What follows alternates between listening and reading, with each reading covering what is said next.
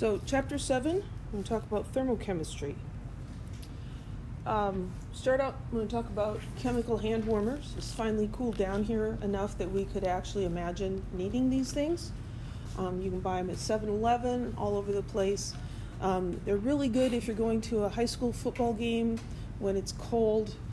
They're little packages, and you break the plastic, and inside it's almost like one of those desiccant things or a little sachet, and you squish it around. If it feels like it's got sand or something in it, and then magically it starts getting warm, and it will stay warm for like 6 hours, and you can stick those in your mittens or stick them in your pockets, and they warm your hands.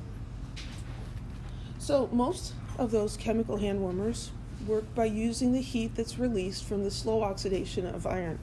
So basically what's happening here is that iron is rusting.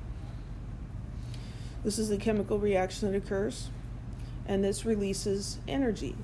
How much your hand warms up depends on several things: how big your hand is, how big the glove is, how big the hand warmer is, but mainly the amount of heat that you experience depends on how much thermal energy is released by the chemical reaction. So the universe is composed of matter and energy. Matter is anything that has mass and takes up space, volume. And so, like the bench top and your hair, those sorts of things are matter.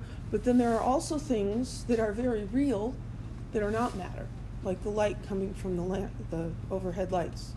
That's a form of energy. So matter and energy. And even though in chemistry we are mostly concerned with matter, energy is important because energy affects the behavior of matter.